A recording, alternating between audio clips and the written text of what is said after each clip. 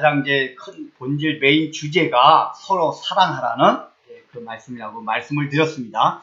그러나 주님께서 우리에게 서로 사랑하라는 이 말씀은 실제로 우리의 삶 가운데서 그게 인간적인 사랑이 아니고 하나님의 사랑이기 때문에 그게 굉장히 거의 실현하는 것이 거의 불가능에 가깝다.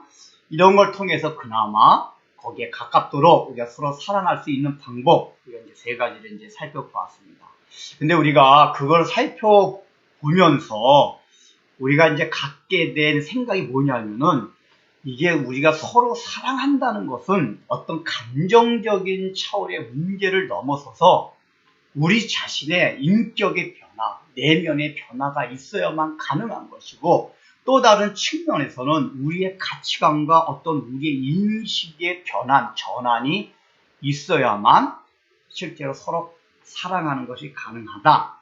이걸 우리가 이제 잠시 다루었습니다. 예를 들자면은 사랑할 수 있는 솔루션 해결 방법으로서 이제 지난주에 했던 게 그거였잖아요. 십자가를 지심에도 불구하고 예수님이 표현하셨던 이제 영광을 얻을 때가 되었도다. 거기서 생각하는 것이 뭐라고 말했습니까?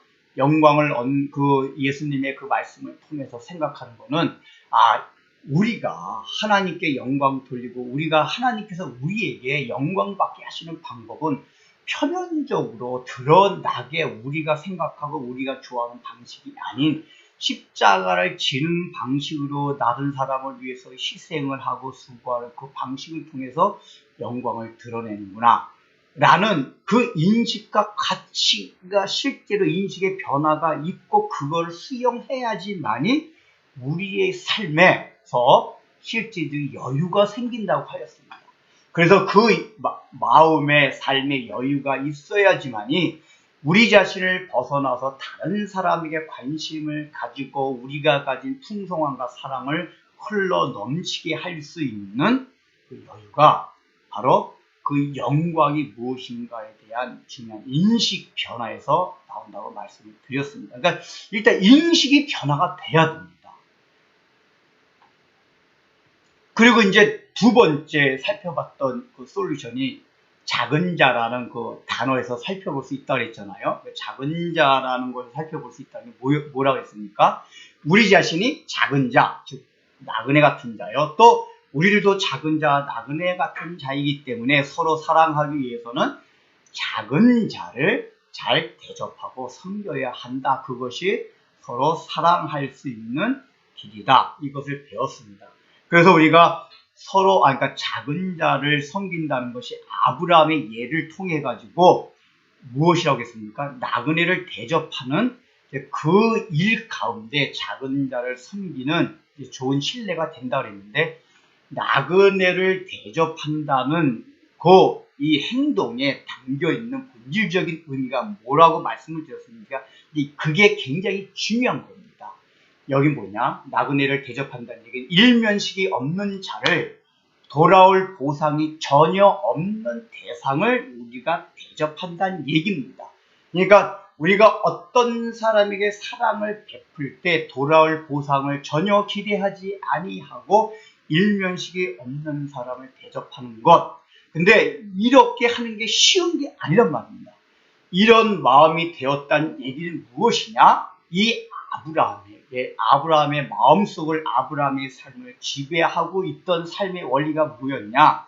세상의 약육강식 정글의 법칙이 아니라 하나님 나라의 법칙, 하나님의 나라의 원리가 아브라함의 삶을 지배하고 있다고 말씀을 드렸습니다. 그렇다면 그 하나님 나라의 원리가 무엇이고 세상의 정글의 법칙이 담겨있는 게 무엇이냐? 세상의 정글의 법칙은 남과 경쟁을 해서 내가 힘을 더 얻어야지만이 남에게 있는 것을 뺏어야지만이, 다른 말로 하려면 내가 다른 사람을 통해서 내게 유익이 있어야지만이 어떤 행동을 할 수 있는 모든 동기가 잡힙니다. 근데 거기 근본에 깔려 있는 게 뭐냐면은 우리가 가진 힘의 근원을 다 어디냐면 인간 자신에게서, 나에게서 찾기 때문에, 근데 그것이 인간이나 나 자신은 다 그 가진 자원이 제한되어 있기 때문에 인간은 나 자신과 인간이 가진 어떤 것을 힘의 근원과 동기로 삼게 된다면 반드시 약육강식 원리 정글의 법칙대로 살아갈 수밖에 없다. 그러나 하나님 나라의 원리로 살아가는 사람들 특징이 뭐냐 하면은 내가 가진 힘, 인간 세상에 가진 인간의 세상에서 사람들이 힘으로 삼는 모든 것, 그것이 아니라 오직 하나님을 나의 힘으로 삼는 사람들이 가진 특징이 그렇다고 했습니다. 근데 그 특징은 무엇이냐? 하나님은 무한하시고 풍성하신 분이기 때문에 제한이 없어요. 그 자원이 항상 흘러 넘칩니다. 그래서 내가 가진 건 없지만 그 자원을 가진 사람들의 특징이 다 뭐냐면 다른 사람과 경쟁하고 다른 사람을 통해서 내가 유익을 얻으려고 다른 사람을 통해서 내가 보상을 받으려는 그 심리가 우리에게서 제거가 됩니다. 이에서 아브라함이 나그네를 대접하게 되었다. 즉 나그네를 대접한다는 얘기는 단순하게 지나가는 손님을 대접하는 그 차원이 아니라 거기에 담겨있는 원리가 하나님 나라의 원리라고 말씀드렸습니다. 그러니까 이것도 뭐냐면은 이게 하나님 나라의 원리가 이렇구나 라는 걸 진정으로 내가 깨닫고 인식의 전환이 돼야지만이 실제로 다른 사람을 사랑할 수 있는 마음이 생긴다, 그 얘기입니다. 그래서 우리가 이제 그런 걸 전제로 하고 이 작은 자를 섬긴다는 그 이제 자기 나그네를 대접하는 그 아브라함의 행동과 지난주에 잠깐 말씀을 드렸어요. 근데 제가 이제 시간 관계상 이제 설명 자세하게 안 하고 넘어간 부분이 그것과 비교해서 소돔성에 있었던 세상 나라의 원리를 이제 잠깐 말씀을 드렸습니다. 근데 제가 이제 성경을 찾지 않고 말씀을 드렸는데 오늘 그 성경 본문을 찾아 가지고 어떻게 하나님 나라의 아브라함의 행동에서 가질 수 있었던 하나님 나라의 원리와 소돔성에서 소돔성 사람들이 행동을 가졌던 그 이면에 있던 세상 나라의 원리가 어떻게 다른지를 살펴보고 거기서 이제 적용할 말씀을 다시 구체적으로 이제 살펴보고자 합니다. 여러분 이제 창세기 우리 17장, 창세기 18장 보겠습니다. 창세기 18장 20절 21절.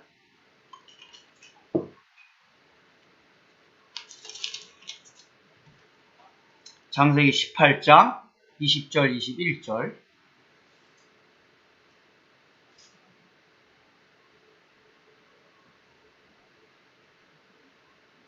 다 찾으셨습니까?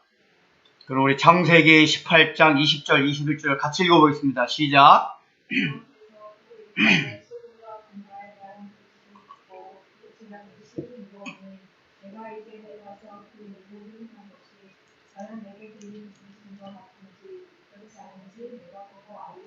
예, 이분 이제 제가 말로만 말씀을 드렸는데 지금 나그네를 대접한 아브라함에게 이제 아브라함이 그 나그네의 정체가 누구인지 알게 됐어요. 그래서 이제 여호와의 사자와 하나님께서 말씀을 해주세요. 왜 이 세상 가운데 인간의 몸으로 현현하고 나타났냐 하면 온 이유가 지금 20절 21절에 있어요. 즉 소돔과 고모라를 내려오기 위해서 실제로 이 땅에 현현해서 나타났다는 얘기입니다. 그런데 소돔과 고모라에 왜 내려왔냐 하면은 소돔과 고모라에 대한 부르짖음이 크고 그 죄악의 심이 무거우니 라고 하나님께서 말씀을 해주세요, 아브라함에게. 근데 이제 제가 이 성경본을 왜 찾냐 하면은 우리는 이제 흔히 소돔과 고모라 하면은 뭘 많이 생각하냐면은 동성연애를 많이 생각해요.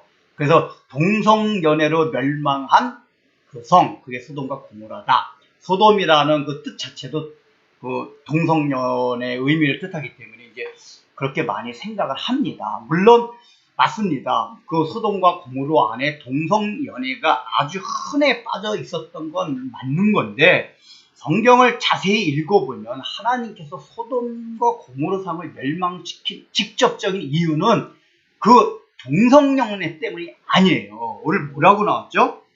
소돔과 고모라에 대한 부르짖음이 크고 그 죄악의 심이 무거우니까 그 죄악의 심이 무겁더니 이 죄악의 심이 무겁다는 거는 동성연애일 것이다 라고 얘기를 합니다. 그러나 이제 좋습니다. 일단은 그 죄악이 어떤 건지를 조금 뒤에 살펴보기로 하고, 일단 첫 번째 부르짖음이 크다 하는 거는 성경에서 늘 뭐라고 말씀을 했죠. 이 표현은 늘 뭐냐면 지배자가, 강한 자가 피지배자를, 약자를 착취하고 갈취해가지고 그 밑에 있는 약자와 피지배자들이 탄원하고 신음할 때 늘 성경이 이 표현을 써요. 그러니까 실제적으로 하나님께서 소돔과 고모라를 살피기 위해서 내려온 것은 동성연애 그 자체가 직접적인 게 아니라 부르짖음이 있었기 때문에, 이 얘기는 뭐냐면 지금 소돔과 고모라 사건에 강자와 지배자가 피지배자들을, 약자들을 엄청나게 착취하고 이제 압박하고 있다, 이런 거를 우리가 이제 살펴볼 수가 있어요. 이제 그걸 좀 더 살펴보기 위해서 19장 13절도 한번 보겠습니다. 19장 13절. 그거 넘어서 19장 13절. 같이 읽어보겠습니다. 시작. 19장 13절. 19장 13절. 시작. 그들에 대한 부르짖음이 여호와 앞에 크므로 여호와께서 이곳을 멸하시려고. 예. 자, 일단은 여기는 뭐냐면은 이미 이제 하나님의 사자들이 소돔성을 들어갔어요. 그리고 이제 롯에게 이른 거예요. 롯에게 소돔, 아까 아브라함에게 말한 거고 지금 롯에게 소돔성에 온 이유를 말하는 거예요. 그런데 소돔성에 인 이유가 뭐냐? 그들에 대한 부르짖음, 소돔성 안에 있는 백성들의 부르짖음이 여호와 앞에 크므로 여호와께서 이곳을 멸하시려고 우리를 보내셨나이다 하고 우리가 멸하리라. 여호와의 사자가 롯에게 이렇게 얘기를 합니다. 여기서도 똑같이 아까는 그 죄악을 두 가지를 얘기했는데 지금은 부르짖음이 컸기 때문에 이 소돔성을 멸망시키기 위해서 우리가 왔다라고 얘기를 합니다. 여기도 부르짖음에 대해서 얘기하고 있습니다.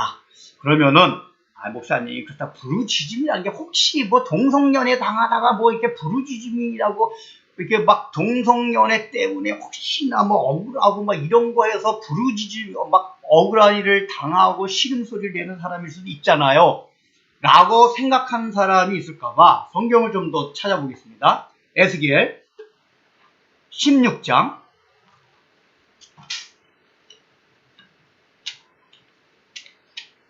왜냐하면 우리가 지금 이 성경 본문을 굉장히 우리 기독교에서 많이 오해하고 있기 때문에 제가 이걸 다시 할 생각을 한 겁니다. 성경 찾아가면서 에스겔서 16장.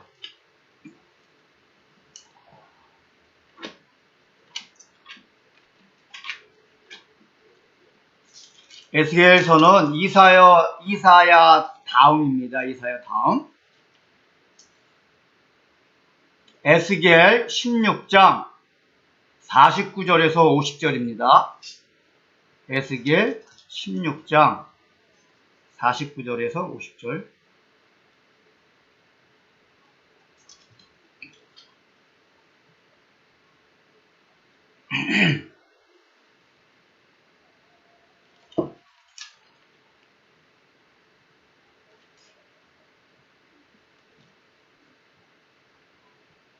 다 찾으셨나요? 에스겔 16장 49절, 50절, 이것도 두 절이니까 우리 한번 같이 읽어보도록 하겠습니다. 에스겔 16장 49절, 50절. 시작. 내 아우 소돔의 죄악은 이러하니 그와 그 딸들에게 교만함과 음식물의 풍성함과 태평함이 있음이며 또 그가 가난하고 궁핍한 자를 도와주지 아니하며 거만하여 가증한 일을 내 앞에서 행하였습니다. 그러므로 내가 보고 곧 그들을 없이 하였느니라. 이건 이제 소돔성이 이미 멸망이 끝나고 난 뒤에 그 후대에 에스겔이라는 선지자한테 말씀해 주는 건데, 요 앞에 내용이 뭐였냐면 이제 이스라엘의 죄악에 대해서 하나님이 에스겔에게 얘기해요. 그렇게 이스라엘의 죄악을 얘기하면서 이스라엘 주변에 있는 여러 나라들의 죄악을 이제 같이 얘기합니다. 근데 이제 요 49절, 50절은 이스라엘 그 주변에 있는 나라들 가운데서도 이제 소돔성의 그 죄악에 대해서 말씀해 주신 거예요. 그런데 소돔의 죄악은 이러하니 하고 뭐라고 나왔습니까? 동성연애 뭐 이런 얘기가 있습니까? 그런 얘기가 없고 첫 번째 뭐가 나오냐면 죄악은 이러하니 그 딸들에게 교만함과 음식물의 풍족함과 태평함이 있음이며 라고 얘기를 해요. 그러니까 가장 첫 번째 하나님께서 에스겔에게 말해주고 있는 소돔의 죄악이 뭐냐? 교만하였다 그 얘기예요. 근데 그 교만함이 어디서 나온 교만함이냐 하면은 음식물의 풍족함과 태평함이 있음이며, 그러니까 이 교만과 이 뒤에 나온 게 연결되어 있다 그 얘기입니다. 그러니까 교만하다는 게 우리가 흔히 얘기하는 유교에서 말하는 그 교만을 말하는 게 아니라 음식물의 풍족함과 태평함에서 오는 교만이에요. 이게 무슨 얘기입니까? 우리가 잘 알다시피 원래 롯이 아브라함과 같이 있다가 소돔성에 간 이유가 있었잖아요. 왜 갔죠? 소돔 쪽을 바라보니까 너무나도 풍성해 보여. 풀이 많이 자라요. 즉 소돔은 지정학적으로 풀이 많이 자라고 모든 것이 풍요로운 땅이었어요. 그러니까 소돔성은 굉장히 잘 살았습니다.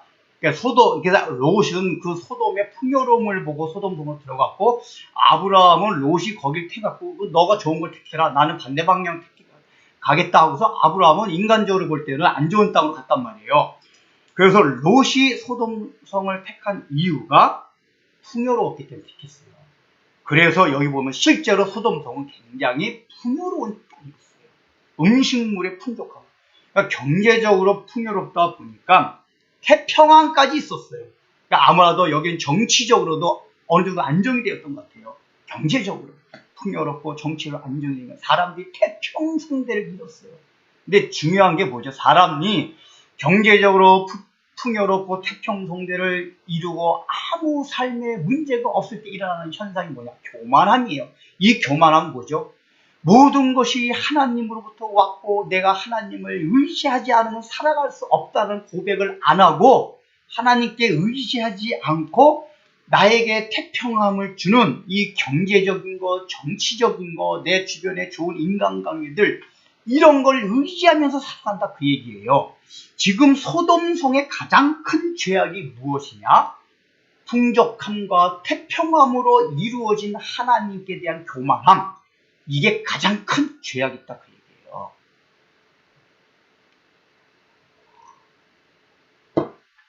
그러니까 이런 특징이 뭐죠? 이 소돔성의 특징이 뭐냐 하면은 모든 삶의 근원, 우리가 행복하게 살아갈 수 있다는 삶의 동기와 근원을 어디 잡고 있어요?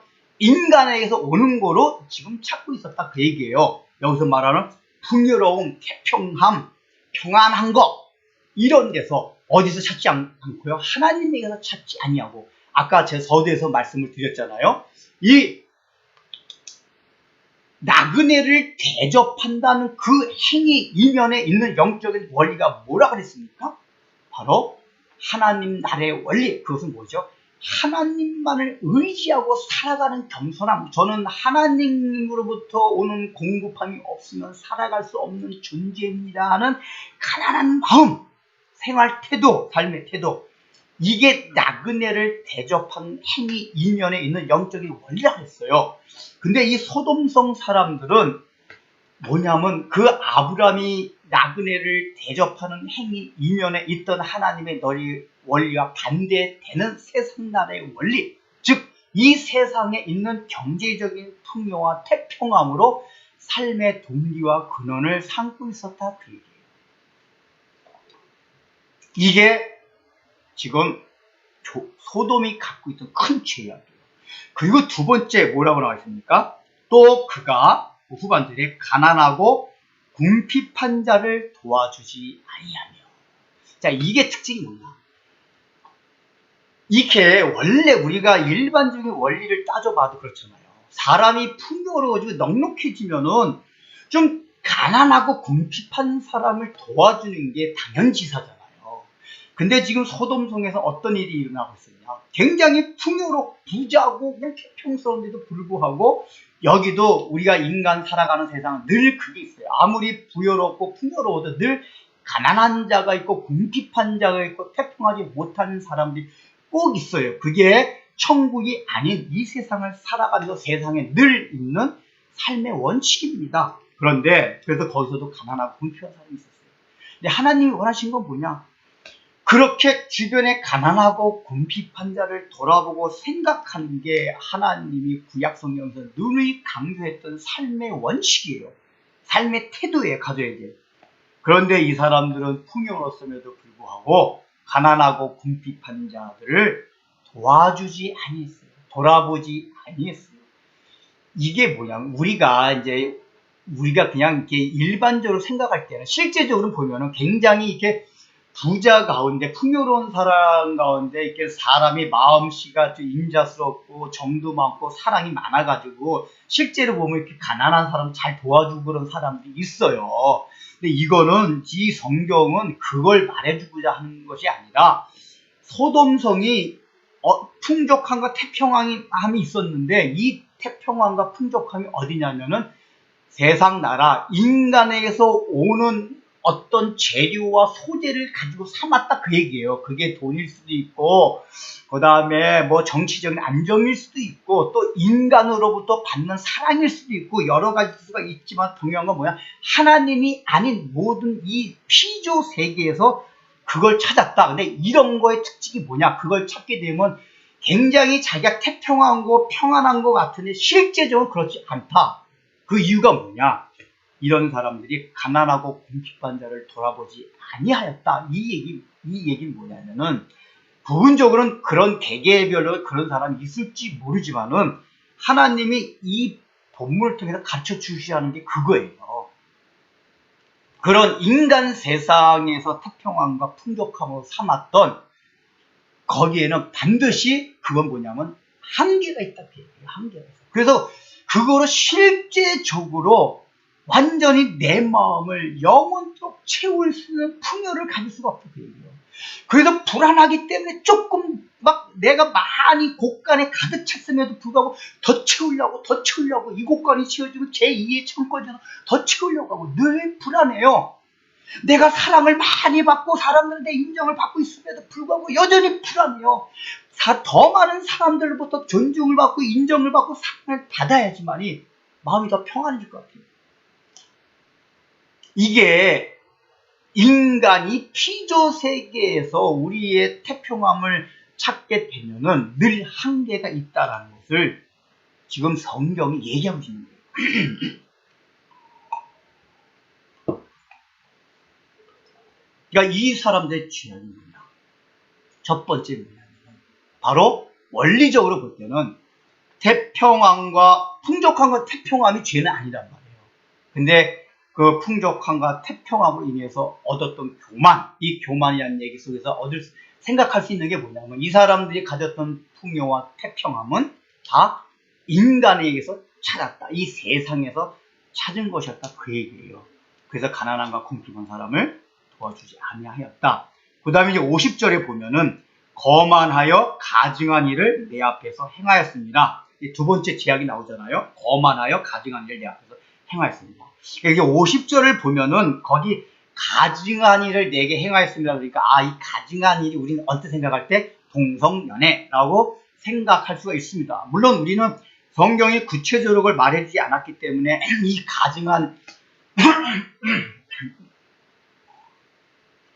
가증한 일 속에는 동성연애가 포함됐다고 볼 수 있어요.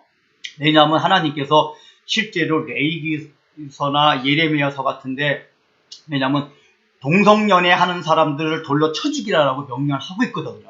그러면서 그것은 내가 가증히 여기는 일이니라고 하나님 말씀. 그러니까 동성연애를 하나님 실제로 가증히 여기는 일이에요. 그래서 그런 동성연애를 하는 자들은 사형시키라고 이제 하나님 명령을 하신단 말이에요. 그러니까 가증한 일이기 때문에 이게 포함될 수도 있어요. 근데 이제 그 앞에 토가 달려졌냐면 거만하여 가증한 일을 내 앞에서 행하였습니다. 했단 말이에요. 그러니까 가증한 일을 행하긴 행하는데 거만하기 때문에 가증한 일을 행한다. 그 얘기예요. 그럼 여기서 교만하다는 얘기도 앞에 나온 교만하다와 이게 비슷한다는 거예요. 그러니까 우리가 생각한 거만하다는 게 이렇게 하는 거만, 유교적인 이 개념에서의 거만함이 아니라, 이 거만함이란 건 뭐냐면은, 하나님을 의지하지 않는, 하나님을 의지하지 않게 되다 보면 뭐냐면, 어떻게 되냐면, 인간을 존중하지 않게 돼요. 이제 조금 더 이제 확대가 되면은, 하나님을 의지하고 하나님을 신뢰하지 않는 사람들의 특징이 뭐냐면은, 정말 인간을 사랑하고 인간을 존중하지 않게 돼 있어요.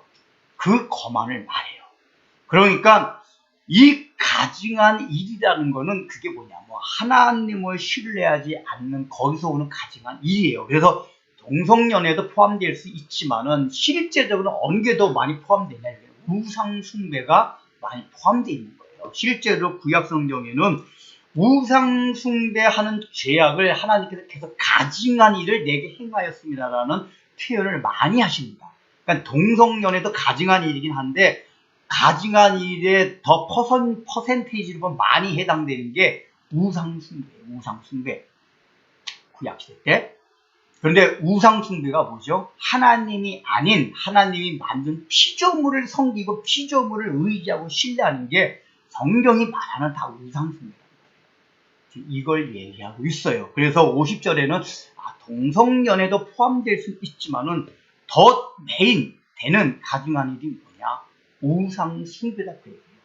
이 만물을 지으신 창조주 하나님을 섬기고 신뢰하는 것이 아니라 하나님이 만드신 피조물을 섬기고 의지하는 그 교만함과 거만함, 이걸 말해요. 네, 조금 뒤에 살펴보겠지만은 동성연애도 사실은 거기서 나오게 됩니다. 이제 살펴보겠습니다. 그러니까 일단 우리가 이제 일단 생각할 수 있는 게 뭐냐면은, 그리고 이사야서 하나 더 쳐보겠습니다. 이렇게 하고, 이사야서 1장 10절, 이사야서는 앞에 있습니다. 이사야서 1장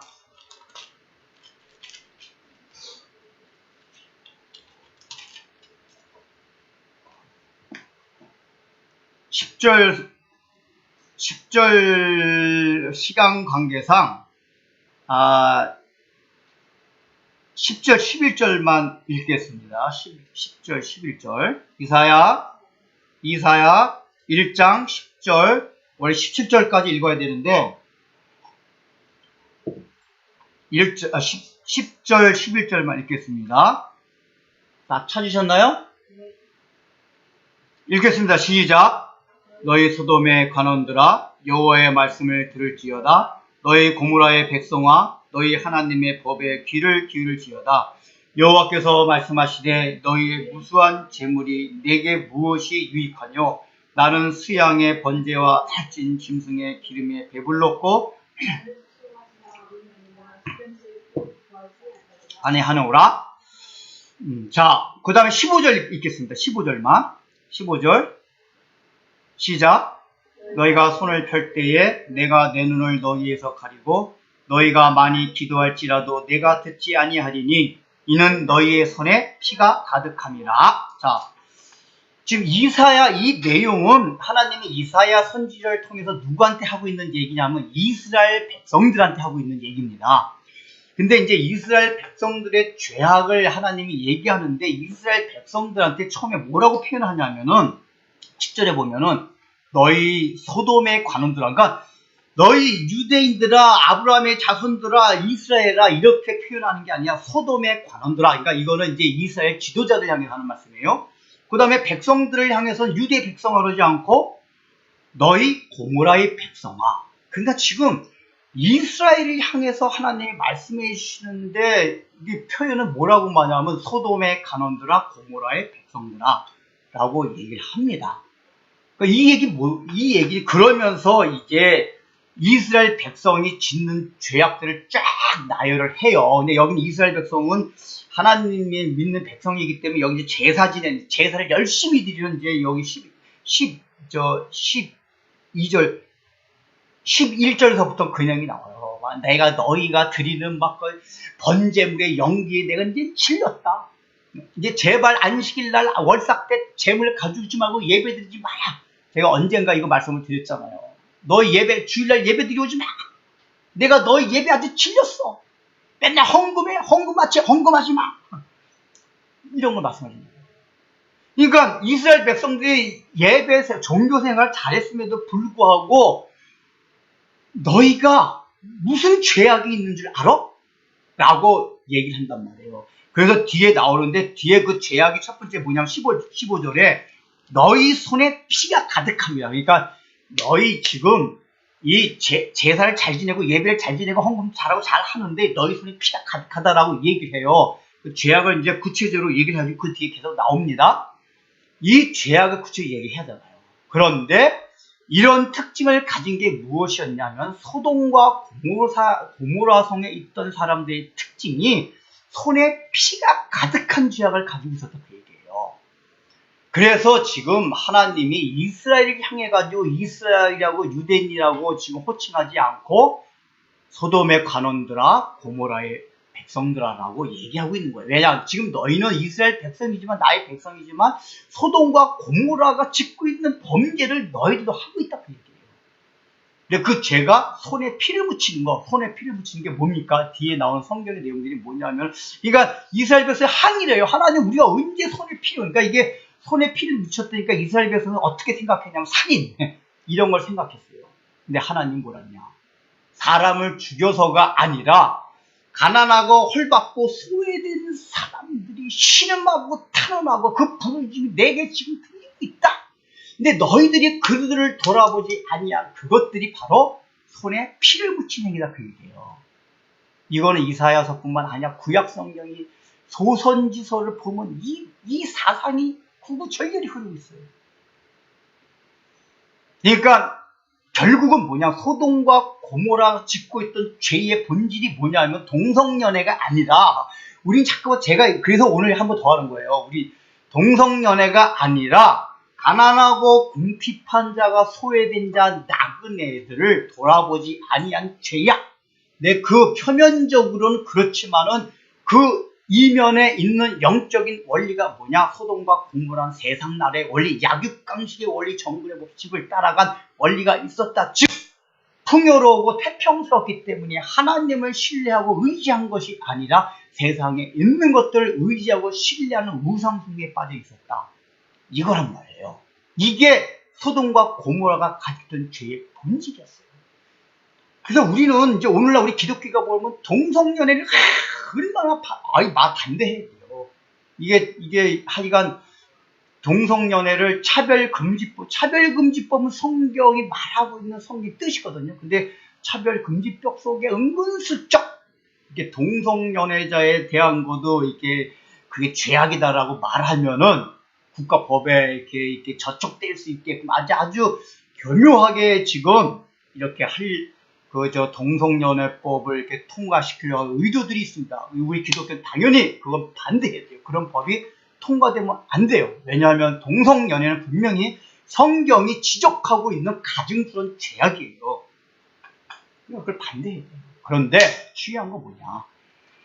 우리 기독교인들이 동성연애를 그렇게 반대하는 것만큼 더 중요한 건 뭐냐면 이 땅에서 소외되고 힘들고 약자들을 돌아보지 않는 죄악에 대해서 더 하나님 앞에 회개하고, 그것 때문에 우리가 울고 하나님 우리가 이런 죄들을 범하였습니다. 이 사회가 그런 시스템적으로 제도적으로 그런 약자를 돌아보지 아니었습니다. 그래서 우리가 그런 제도가 되기 위해서 힘쓰겠습니다. 우리 기독교인들이 동성연애를 반대하는 것뿐만 아니라 이 사회에서 정부가 이 사회 전체적인 흐름이 약자와 가난한 자, 궁핍한 자도 잘 살아가고 인간답게 살아갈 수 있도록 우리도 힘쓰고 국회에 우리가 요구도 하고 이렇게 해야 된다 그 얘기예요. 근데 유독 동성연애만 그래요. 이게 이율배반적인 행동이라 그 얘기예요. 우리 기독교 보수주의가 가는 이율배반, 바리새인적인 사고방식입니다. 성경에서 말한 지금 이 소돔과 고모라에서 얘기하고 있는 내용이 뭐죠? 동성연애 자체 그 죄악이지만은 그걸 얘기하고 있는 게 아니라 더 하나님께서 멸망시킨 이유는 뭐냐? 그 이면에 있는 약육강식의 그 삶의 원리가 소돔과 고모라를 지배하고 있었던 거예요.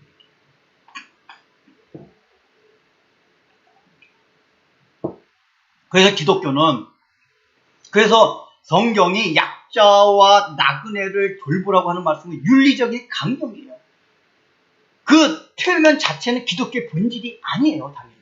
그러니까 우리 교회를 맨날 가난한 사람 막 계속 불러다가 잔치 벌리고 거지 다 불러다가 먹여 살리고 한두 끝도 없어요.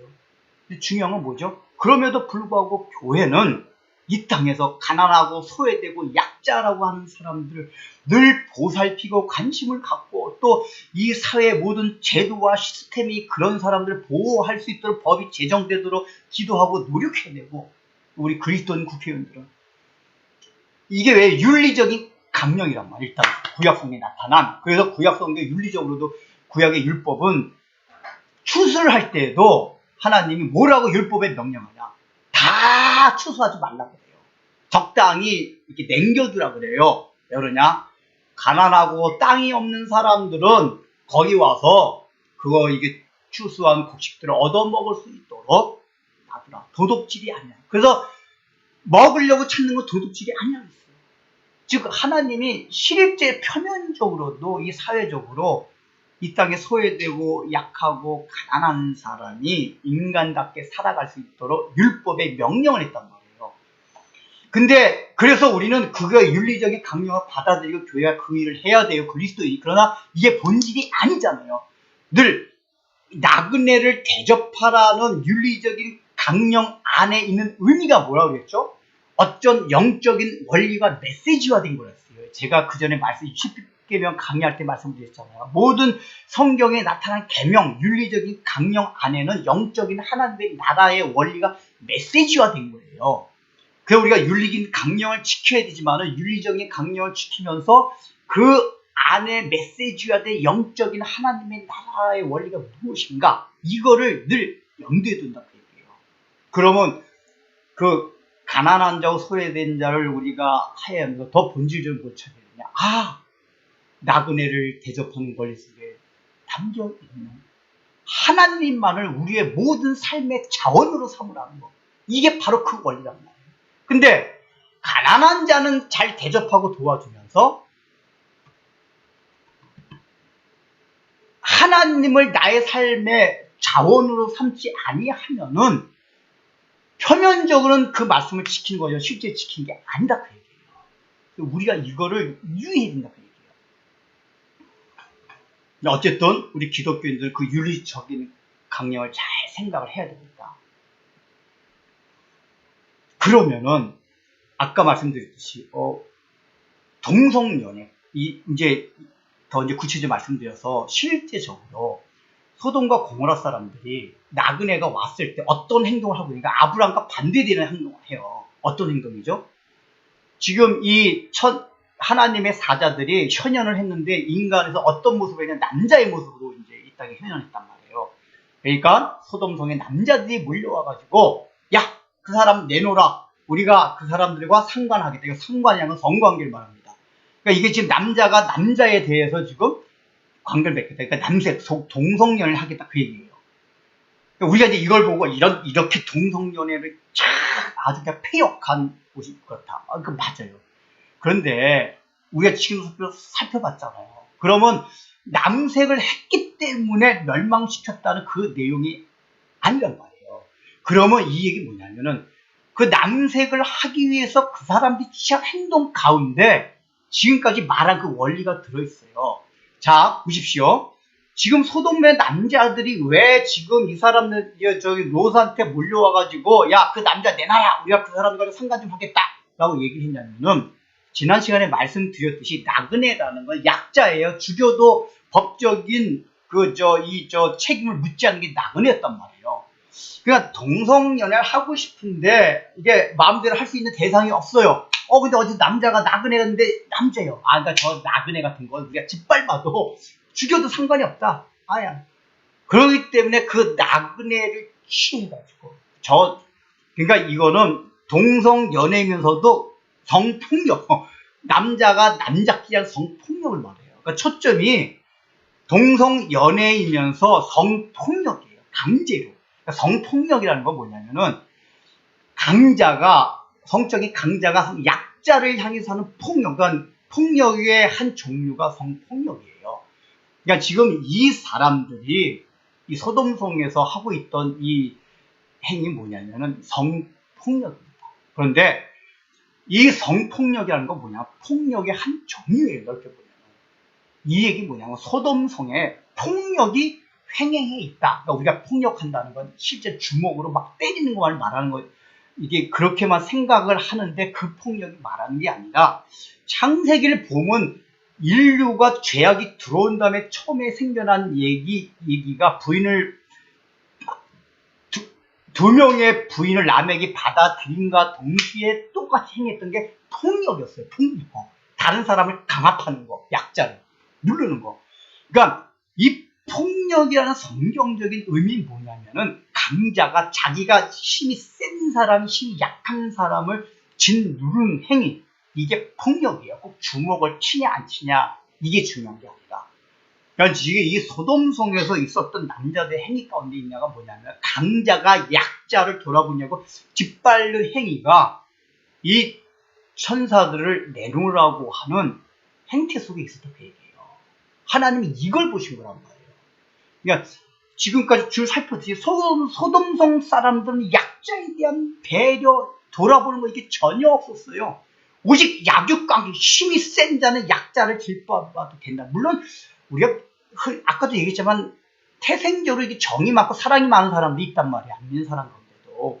그런 사람들은 좀 가난한 사람 도와주기도 하고 이럴 수는 있어요. 그러나 말씀드렸듯이 소돔과 고모라에 분명히 그런 사람이 있었겠죠. 이렇게 부분적으로 이게 성격적으로 정이 많은 사람도 있잖아요. 근데 그걸 말하는 게 아니라고 했잖아요. 이 폭력성이라는 건 뭐냐 하면은 이게 뭐죠?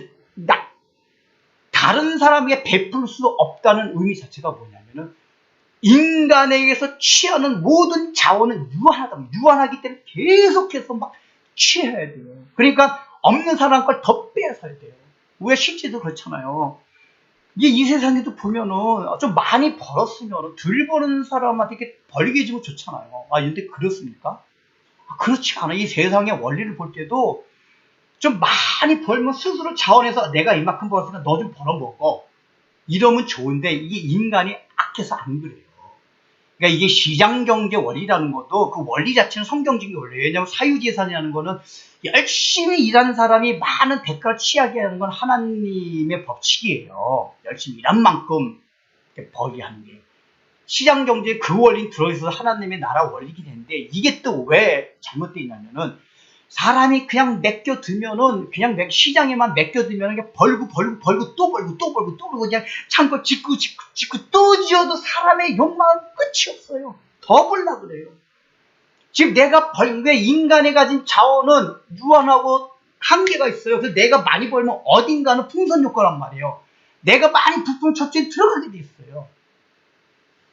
그래서 사실은 시장경제, 이게 정책적으로 봐도 시장경제의 원리를 100% 적용하면 안 돼요. 성경의 원리를 펼치기 위해서는. 수정자본주의 필요한 거예요, 사실은.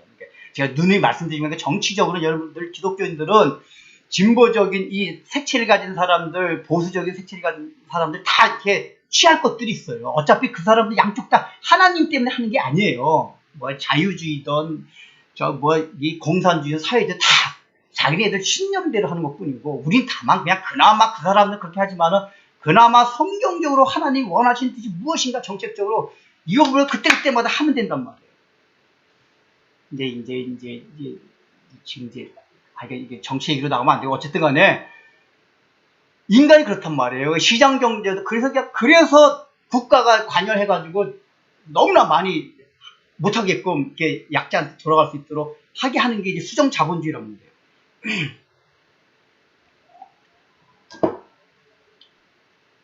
왜냐? 그냥 원래 다 하나님으로부터 왔으면 열심히 벌어가지고도 시장경제 원리대로 하면 돼요. 왜냐? 내가 많이 취했으니까. 아이고, 왜 하나님으로부터 우리가 얻은 거로 생각하였으면 내가 많이 벌었으면 마음이 풍요로워요. 창골 더 짓지 않아도 돼요. 왜? 우리 하나님 전 피조세계가 다 천국이기 때문에. 그렇기 때문에 남꼴에 더 취하지 않아도 넓고 여있는 마음이 생겨서 너 좀 가져. 내가 너한테 나눠줄게. 이런 마음이 생긴단 말이에요. 근데 여기 소돔동에서 가졌던 사람들의 태도가 그게 아니에요.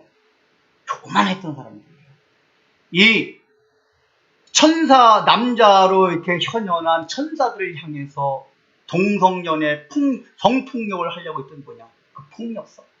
강자는 약자를 짓밟아 들어도 된다 하는 이 삶의 원리가 그들을 지배하고 있었다. 이것 때문에 멸망한 거란 말이에요. 그들에게 오직 우상숭배, 하나님이 아닌 피조물들을 신뢰하고 의지하는 것이에요. 그래서 바울은 로마서에서 그 얘기를 자세하게 하고 있어요. 이 동성연애에 대해서 성경에 하고 있는 말씀들이 몇 가지가 있어요. 구약 성경에서 이제 레위기서 같은데 그게 남자가 남자를 여자가 여자에 대해서 연애하는 사람을 쳐 죽이라 가증하니라 이런 거 나오죠. 그 몇 개 없고 그 원리에 대해서는 신약 성경 가면 바울이 로마서에서 얘기하고 있습니다. 그런데 바울이 어떤 관점에서 얘기하고 있나를 살펴봐야 돼요. 로마서 1장 이것만 하고 마칩니다. 로마서 1장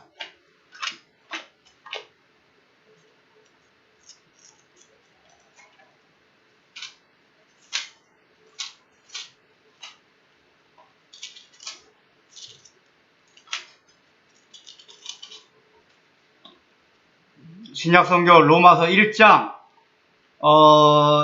23절부터 27절까지 이거 다 읽어봐야 되니까 23절부터 27절까지 한번 읽어보겠습니다. 이거 교독하겠습니다. 로마서 1장 23절부터 27절 교독합니다.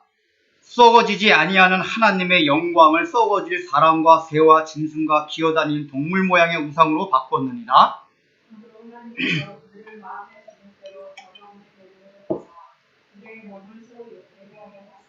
이는 그들이 하나님의 진리를 거짓 것으로 바꾸어 피조물을 주물주보다 더 경배하고 섬김이라. 주는 곧 영원히 찬송할 이시로다. 아멘. 그다음 26절.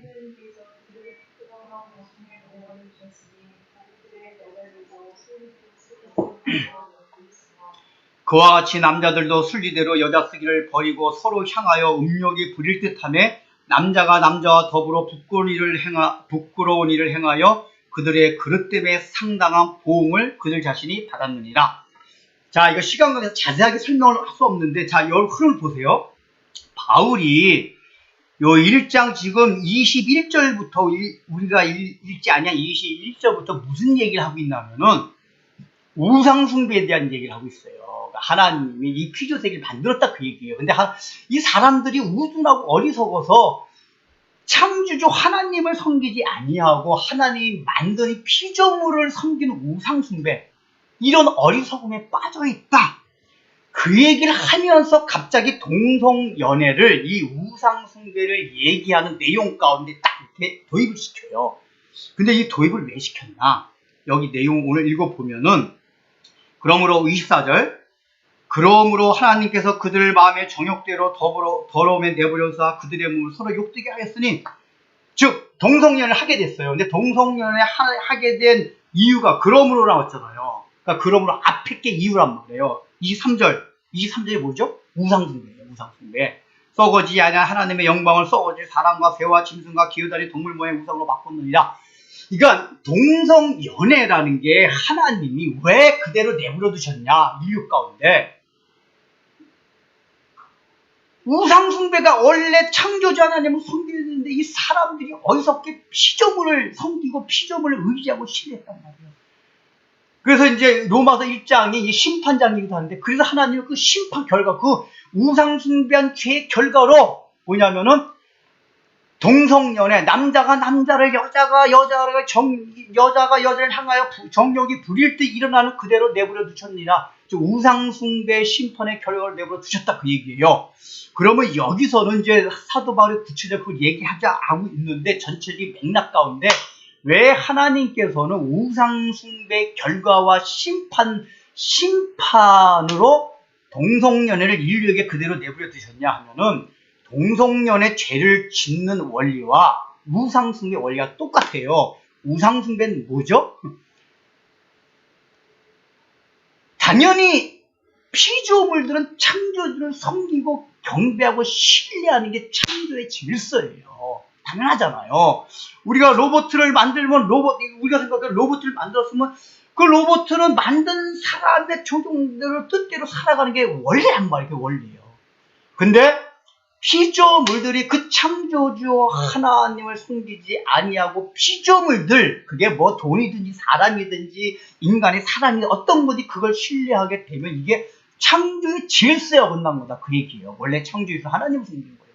근데 동성연애도 왜 죄악이죠? 이게 원리대로 보면은 왜 죄악이냐면은 하나님이 창조 질서는 남자와 여자가 만나서 서로 사랑하고 하나가 되는 게 창조의 질서란 말이에요. 근데 그 창조의 질서에 위배되기 때문에 동성연애 죄란 말이에요. 그래서 우상숭배와 동성연애는 창조의 질서를 파괴시킨다는 점에서 같은 맥락상에 있는 죄란 거예요. 그래서 하나님이 우상숭배하는 사람들 인류의 죄악을 그대로 내버려 둔다는 게 하나님의 심판이라고 했잖아요. 왜냐하면 이제 아무리 하나님이 개입하고 권면을 해도 말을 듣지 않는 강팍한 상태가 하나님 내버려 심판이란 말이에요. 근데 우상숭배가 하나님이 아무리 개입해서 우상숭배하지 마라 창조주가 여기 있다 해도 사람들이 안 듣고 강팍하게 되었어요. 그 강팍한 결과대로 내버려 둔 심판이 뭐냐? 동성연애다, 그 얘기예요. 그래서 우리가 알아야 될 게 뭐냐면 동성연애라는 게 점점점 강해지고, 이게 오늘날에 보면 동성연애가 합법화된 사회가 많잖아요. 서구 유럽에. 이 얘기는 뭐냐? 동성연애가 강해지면 강해질수록 이 세상 가운데 우상숭배가 그만큼 강해진다, 그 얘기예요. 왜냐? 하나님이 지금 바울이 말한 바로는 우상숭배의 결과로 동성연애 하는 대로 내버렸다, 그 얘기예요. 그 유럽 같은 경우도 동성연애를 거기서도 미국이나 유럽 가운데도 동성연애가 합법화되지 않도록 얼마나 우리 기독교인들이 노력을 했겠어요. 그럼에도 불구하고 그 동성연애가 합법화되었다.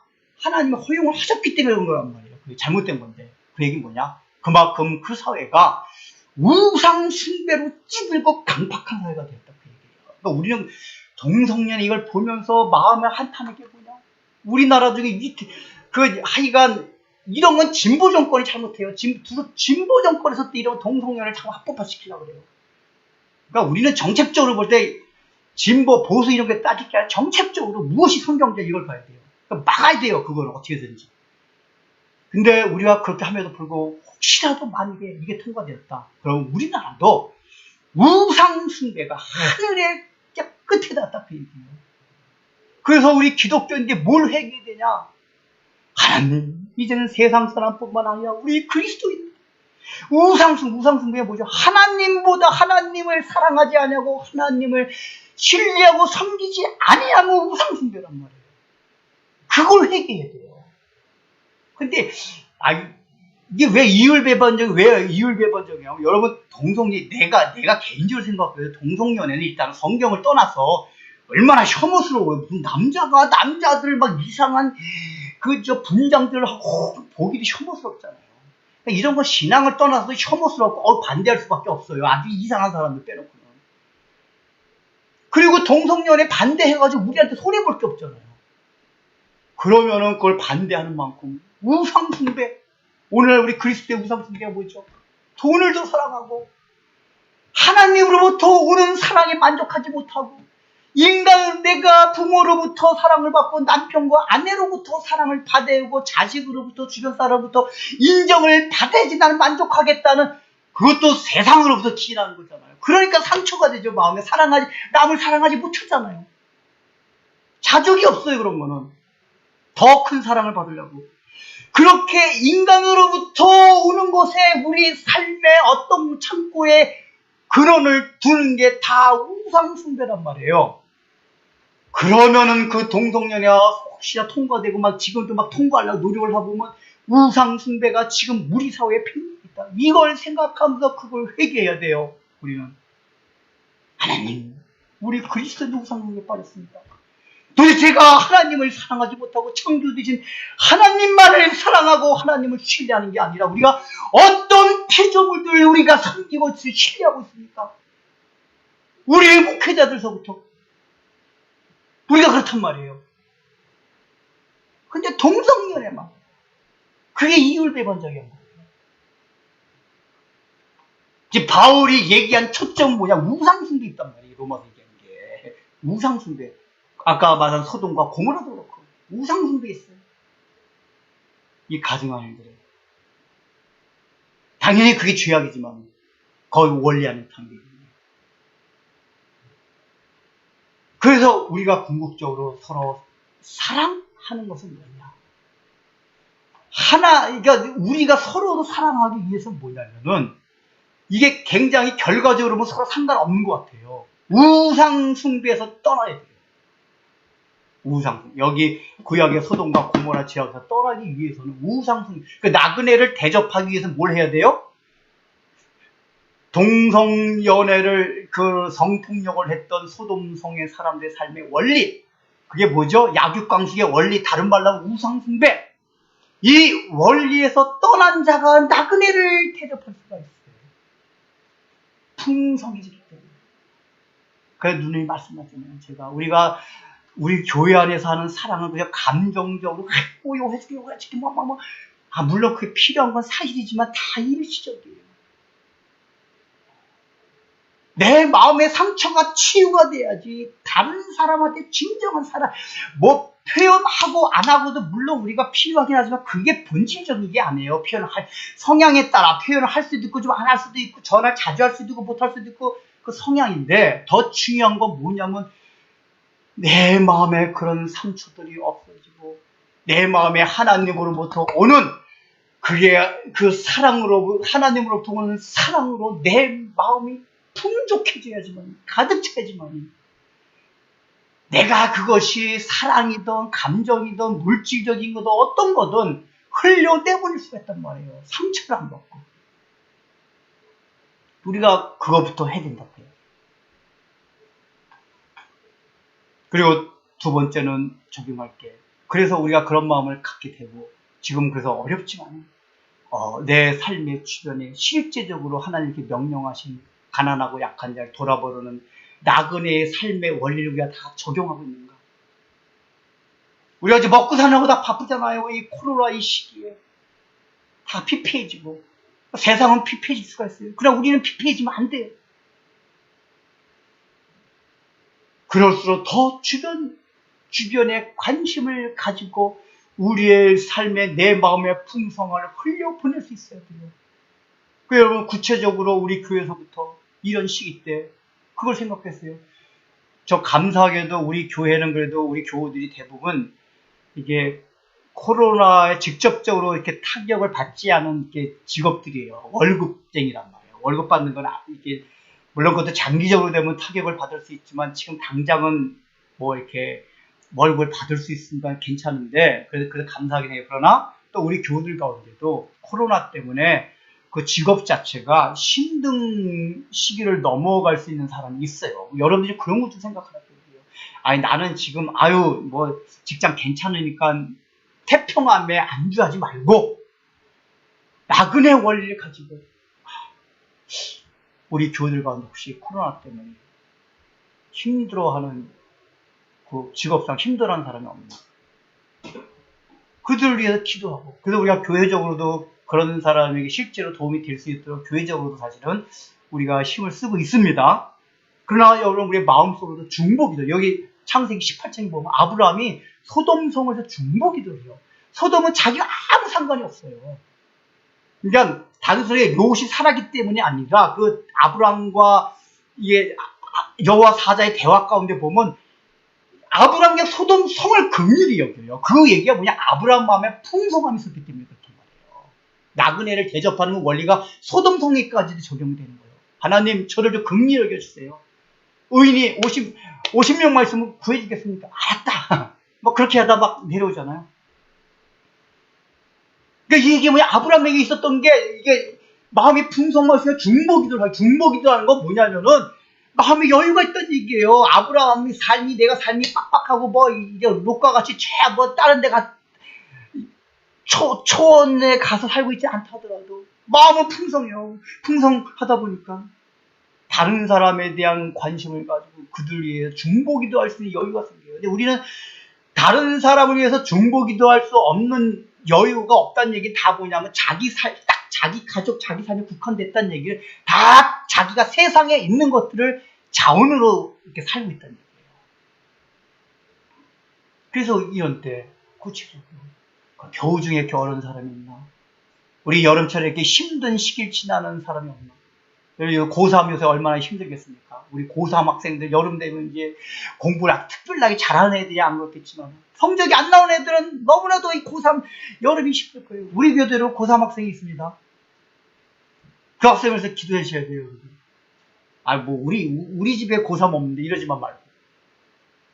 그러니까 나와 직접 관계되지 않아도 이 시기에 힘들고 고난을 통과한 사람이 있지 않나. 살펴볼 수 있는 마음의 여유와 그들 위해 중보기도 할 수 있는 그리스도인들이 우리 진리 이렇게 성도들이 되시기 바랍니다. 되어요 늘 살겠네. 아멘. 네, 기도하겠습니다. 사랑하는 주님, 저희들을 구원해 주심으로 말미암아 저 세상 나라의 약육강식 원리에서 벗어나 참으로 우리가 하나님의 나라의 원리를 따라 이제는 그 풍성하신 하나님의 나라의 하나님의 사랑 때문에 우리의 삶도 우리의 마음도 풍성해지고 여유가 있어서 내 주변의 사람들, 내 주변의 모든 환경들을 되돌아볼 수 있는 여유를 가질 수 있는 하나님의 자녀로 삼아주심을 감사하며 주께 봉헌합니다. 참으로 참된 봉헌이라는 것이 물질만을 드리는 것이 아니라 우리도 주님께서 우리에게 명령하신 것처럼 아브라함과 같이 나그네를 대접하는 그 마음을 가지고 하나님의 나라를 오직 신뢰하고 하나님께서 우리에게 주신 풍성함만을 나의 삶의 행복과 자원으로 삼으며 그래서 그걸 통하여 내 주변의 모든 사람들에게 흘러 넘치게 하는 삶의 태도가 진정한 봉헌된 삶을 깨닫고 우리들도 그런 봉헌된 삶을 살아가게 하여 주옵소서. 예수님의 이름으로 기도드립니다. 이제는 우리 구주 예수 그리스도의 무한하신 은혜와 하나님 아버지의 놀라우신 사랑과 성령님의 감동과 권면하심이 오늘 이 말씀을 듣고 저 소돔성에 참으로 약육강식의 원리를 따라 하나님을 신뢰하지 않은 우상 숭배들과 같이 아니하고 아브라함과 같이 하나님만을 신뢰함으로써 삶의 모든 풍성함을 얻어서 그 풍성함이 내 주변의 모든 사람에게 흘러 넘치게 하는 나그네를 대접하는 그 삶이 충만해지기를 소원하는 우리 사랑하는 성도들 위해 삶 위에 이제부터 영원토록 함께 있을지어다.